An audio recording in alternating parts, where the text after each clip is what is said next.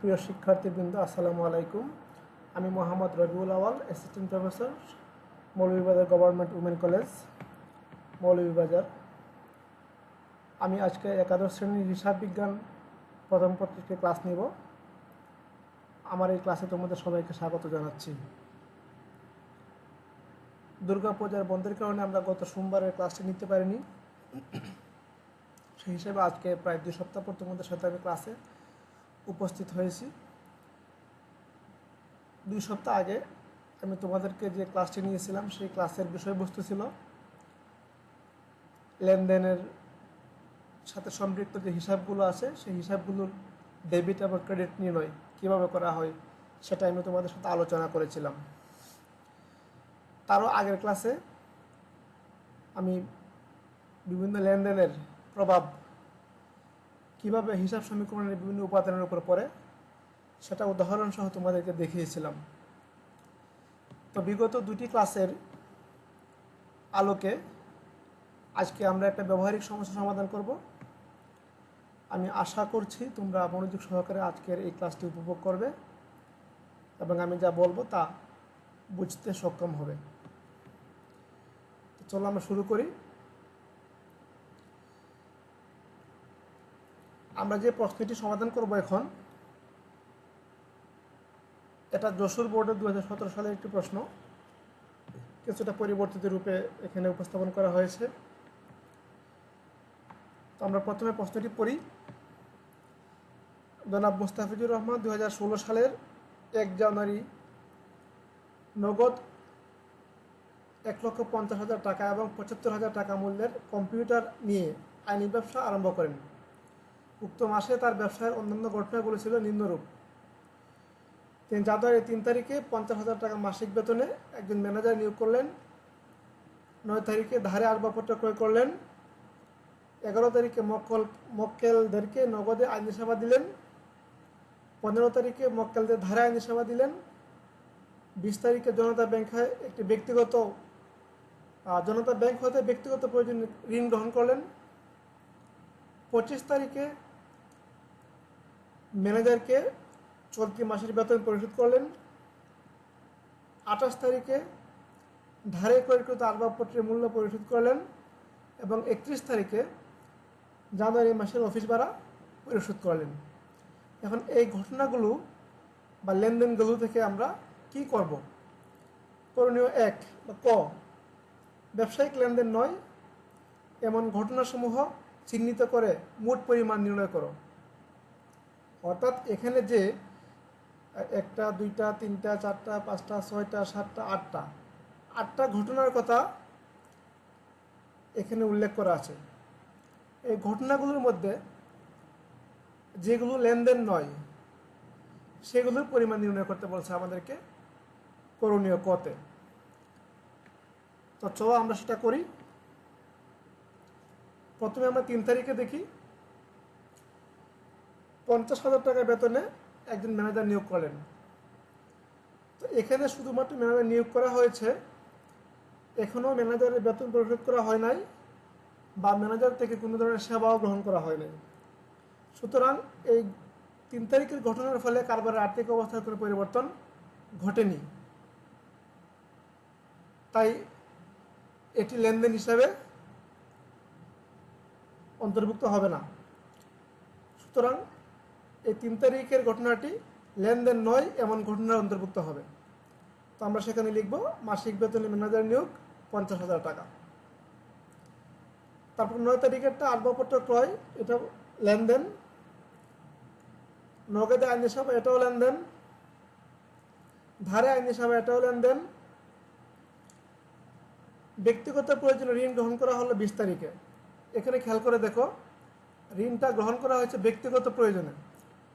আর আমরা জানি ব্যক্তিগত প্রয়োজনে যদি মালিক কোনো কাজ করেন যার সাথে ব্যবসার কোনো সম্পৃক্ততা নাই, সেই সকল কাজ বা ঘটনা ব্যবসার লেনদেনের অন্তর্ভুক্ত হয় না। সুতরাং লেনদেনের অন্তর্ভুক্ত নয় এমন তালিকাতে এই 20 তারিখের ঘটনাটাও আসবে। তাহলে এটা কত টাকা? 75,000 টাকা। ব্যক্তিগত প্রয়োজনে ব্যাংক থেকে ঋণ গ্রহণ 75,000 টাকা, এটাও আসছে। পরে 25 তারিখ, 28 তারিখ, 31 তারিখ ম্যানেজারের বেতন পরিশোধ, আসবাবপত্রের মূল্য পরিশোধ, অফিস ভাড়া পরিশোধ, এই তিনটাই লেনদেন। সুতরাং এখান থেকে কোনো কিছু এখানে আসবে না। তাহলে আমরা দেখতে পাচ্ছি লেনদেন নয় এমন ঘটনা কেবল দুইটাই, আর এই দুইটার যোগফল হচ্ছে 50 যোগ 75,000 সমান হচ্ছে 1,25,000 টাকা। তাহলে আমাদের করণীয় ক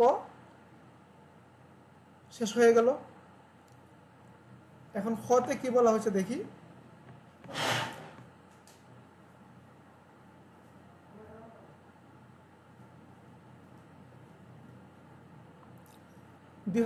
সালের জানুয়ারি মাসের শেষে জনাব মুস্তাফিজুর রহমানের স্বত্বাধিকারের পরিমাণ নির্ণয়। তো আমরা জানি স্বত্বাধিকার হচ্ছে মালিকের প্রতি কারবারের যে দায়টা অথবা কারবারের কাছে মালিকের যে পাওনাটা, সেটাই হচ্ছে স্বত্বাধিকার। আর স্বত্বাধিকারে কী কী আসে আমরা বলছিলাম ওই দিন। প্রথমত প্রাথমিক মূলধনটা আসে, যা নিয়ে মালিক কারবার শুরু করেন। তারপর একটি নির্দিষ্ট হিসাবকালে যেই লেনদেনগুলোর ফলে কারবারের আয় বৃদ্ধি পায় এবং ব্যয় বৃদ্ধি পায়, সেগুলো স্বত্বাধিকারের মধ্যে আসবে। তো যে ঘটনাগুলোর ফলে বা যে লেনদেনগুলোর ফলে কারবারের আয় বৃদ্ধি পায়, সেই লেনদেনগুলো মালিকের স্বত্বাধিকার বৃদ্ধি করে, অর্থাৎ আয়বাচক হিসাবগুলো স্বত্বাধিকারে যোগ হবে এবং ব্যয়বাচক হিসাবগুলো বা ব্যয়বাচক লেনদেনগুলো স্বত্বাধিকার থেকে বিয়োগ হবে। তাহলে আমরা দেখি এখন স্বত্বাধিকার আসবে এমন কী কী আছে এই প্রশ্নের মধ্যে। প্রথমত প্রাথমিক মূলধন। উনি 2016 সালের 1 জানুয়ারি তারিখে নগদ 1,50,000 টাকা এবং 75,000 টাকা মূল্যের কম্পিউটার নিয়ে ব্যবসা শুরু করলেন। সুতরাং প্রাথমিক মূলধন হিসেবে 1,50,000 এবং 75 এই দুইটা আসবে। তাহলে এই দুইটা যোগফল হচ্ছে 2,25,000 টাকা। এখন দেখি লেনদেনগুলোতে কী কী আসে। 3 তারিখ তো লেনদেনই নয়, সেটা আসবে না। 9 তারিখে আসবাবপত্র ক্রয় করছেন, তো এটা সম্পত্তিবাচক হিসাব, এটা আসবে না স্বত্বাধিকারে। 11 তারিখে দেখো আইন হিসাবে প্রদান করা হলো। এই আইন হিসাবের ফলে মালিকের আয় বৃদ্ধি পাবে এবং আমরা আগেই বলেছি যেগুলির ফলে আয় বৃদ্ধি পায় সেগুলির ফলে মালিকের স্বত্বাধিকারও বৃদ্ধি পায়। সুতরাং 11 তারিখের এই ঘটনার ফলে মালিকের স্বত্বাধিকার 30,000 টাকা বৃদ্ধি পাবে, অর্থাৎ এটা যোগ হবে। আমরা দেখতে পাচ্ছি 11 তারিখে নগদের সেবায় 30,000 টাকা তারা যোগ করছে। তারপর 15 তারিখে ধারে আইনি সেবা। এটা ধারেই হোক আর নগদেই হোক, যেহেতু সেবা প্রদান করা হয়েছে, এটা আমাদের আয়ের অন্তর্ভুক্ত হয়ে যাবে। সুতরাং এটাও আমাদের স্বত্বাধিকারে আসবে এবং এর ফলে মালিকের স্বত্বাধিকার বৃদ্ধি পাবে। তো এখানে তারা দেখো ধারে সেবা আয় আনছে 45,000 টাকা। এইটা তারা তারিখটা ভুল লিখছে, এটা 14 তারিখ হবে না, এটা হবে 15 তারিখ।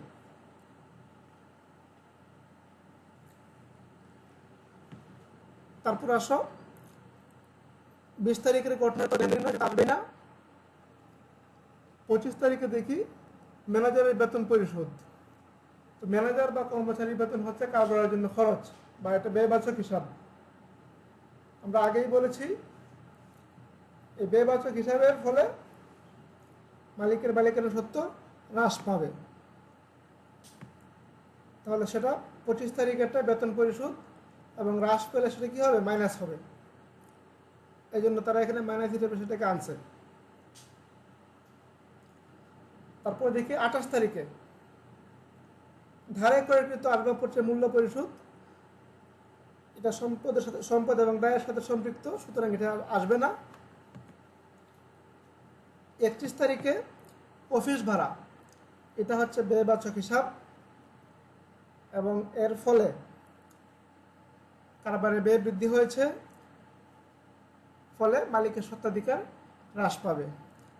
তাহলে 31 তারিখের এই লেনদেনটি মালিকের স্বত্বাধিকারকে হ্রাস করবে, অর্থাৎ মাইনাস হবে। এখন আমরা এই টাকার পরিমাণগুলো যোগ বিয়োগ করে যা হবে সেটা হচ্ছে মোট স্বত্বাধিকার। তাহলে মোট স্বত্বাধিকার আমরা কত পেলাম? 2,57,000 টাকা। এর মাধ্যমে আমরা আমাদের করণীয় খ শেষ করলাম। এখন আমরা পরের পৃষ্ঠায় করণীয় গয়ের সমাধান করব।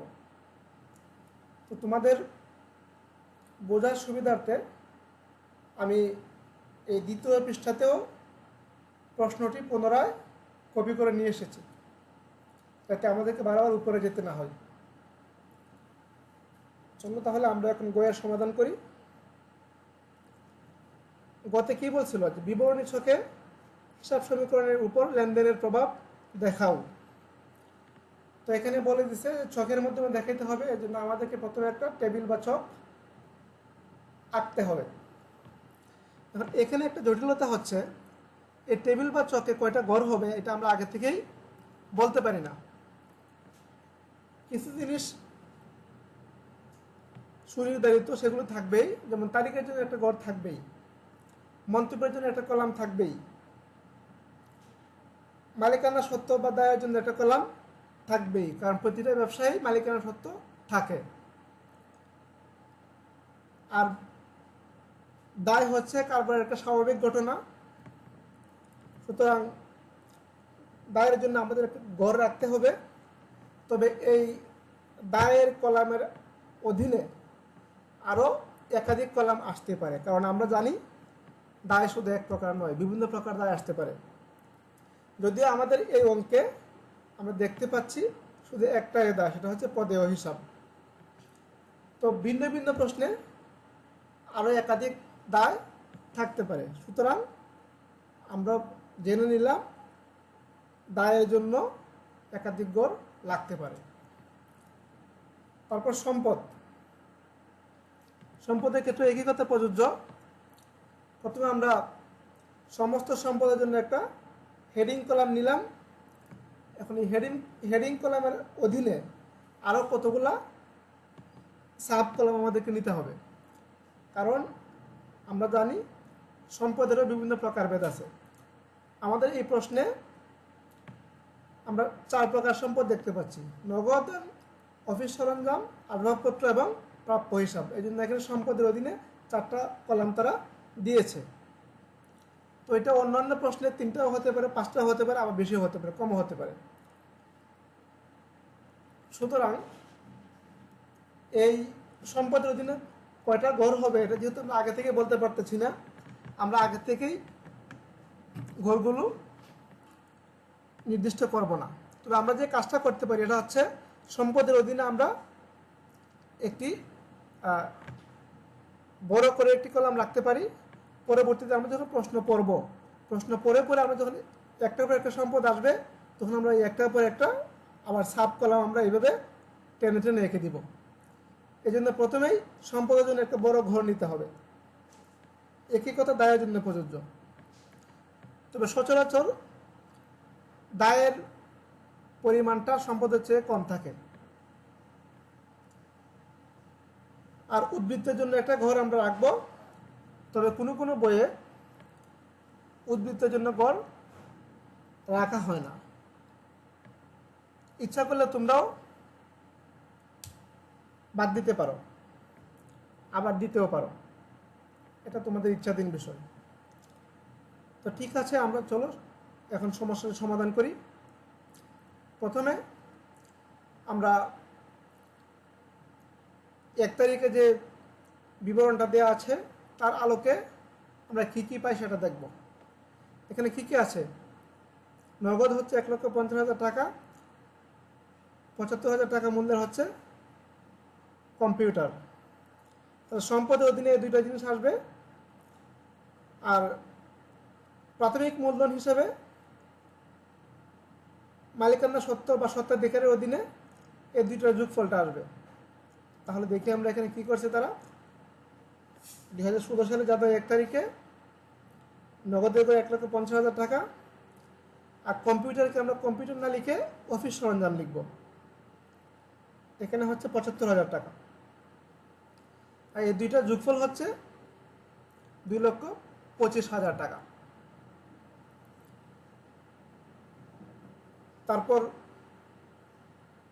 আমরা পরবর্তী লেনদেনগুলো দেখি। যেহেতু ৩ তারিখের ঘটনাটি কোনো লেনদেন নয়, সুতরাং এটার প্রভাব আমাদের হিসাব সমীকরণে পড়বে না, এটা আমাদের এখানে আসবেও না। ৯ তারিখে কি হয়েছে? আসবাবপত্র ক্রয় করা হয়েছে। তো যেহেতু ধারে ক্রয় করা হয়েছে, তাহলে আমাদের দায় সৃষ্টি হবে, আর আসবাবপত্র বাবদ আমাদের সম্পদ বাড়বে। সুতরাং জানুয়ারি ৯ তারিখে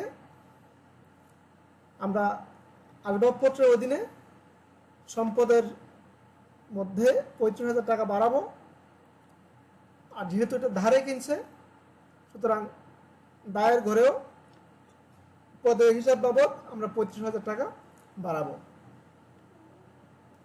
আমি একটু বলে নেই, জানুয়ারি ৯ তারিখের আগে দেখো উদ্ধৃত একটা ঘর বা একটা কথা এখানে লেখা আছে।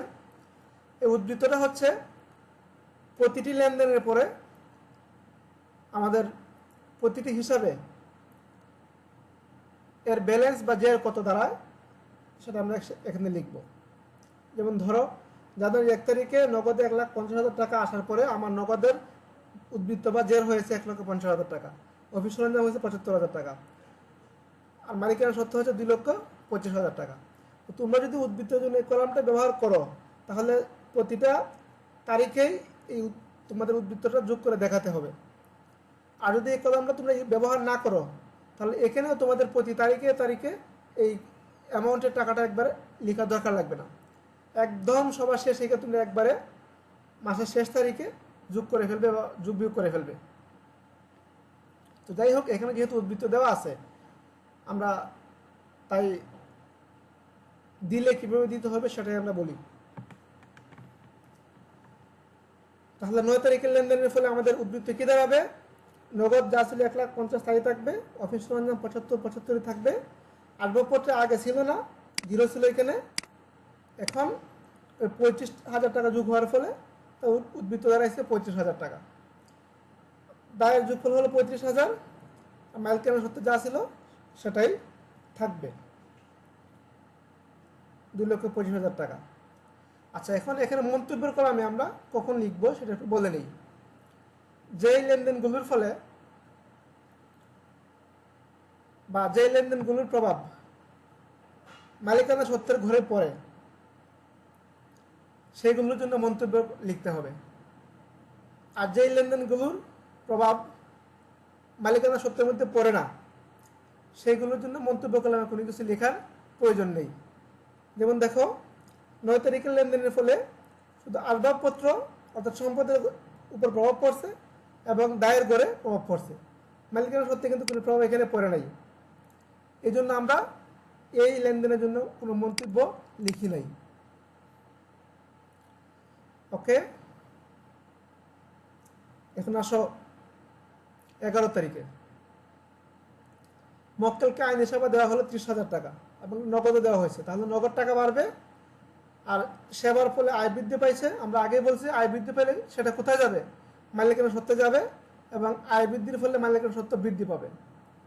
তো আমরা এটা এখানে বসাই, নগদে করে ৩০,০০০ টাকা আমাদের আসলো, আর মালিকানা সত্ত্বে করে ৩০,০০০ টাকা আসলো।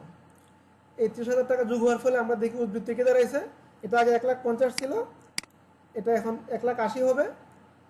এগুলো যা ছিল তাই হবে, কারণ কোনো পরিবর্তন আসেনি। আর মালিকানা সত্ত্ব আগে ২,২৫,০০০ ছিল, ৩০ বৃদ্ধি পাওয়ার ফলে ২,৫৫,০০০ টাকা হবে এখন। এখন আমরা যাই ১৫ তারিখে। মক্কেলদেরকে ধারে আইন হিসাবে দেওয়া হলো। তো ধারে দেওয়া হোক আর নগদে দেওয়া হোক, যেহেতু সেবা প্রদান করা হয়েছে, এতে আমাদের আয় বৃদ্ধি পাইছে, সুতরাং এটার প্রভাব মালিকানা সত্ত্বে আসবে এবং সেখানে এটা যোগ হবে। আর ধারে বিক্রি বা ধারে সেবা দিলে আমাদের দেনাদার বৃদ্ধি পায় বা প্রাপ্য হিসাব বৃদ্ধি পায়, আর প্রাপ্য হিসাব বা দেনাদার হচ্ছে সম্পদ। সুতরাং এই লেনদেনের ফলে আমার একদিকে সম্পদ বৃদ্ধি পাবে, অন্যদিকে মালিকানা সত্ত্ব বৃদ্ধি পাবে। তাহলে দেখি ১৫ তারিখে আমার সম্পদ বৃদ্ধি পাইছে প্রাপ্য হিসাব বাবদ ৭৫,০০০ টাকা, 45,000 টাকা, এবং মালিকানা সত্ত্ব বৃদ্ধি পাইছে কত? 45,000 টাকা। তাহলে আমাদের উদ্বৃত্ত কত দাঁড়াবে? 1,80,000 যা ছিল সেটা তাই থাকবে নগদে, অফিস সরঞ্জাম যা ছিল 75 থাকবে, আসবাবপত্র 35 ছিল 35 থাকবে, প্রাপ্য হিসাব ছিল আগে ছিল না, এখন 45 যোগ হওয়ার ফলে 45,000 টাকা হবে।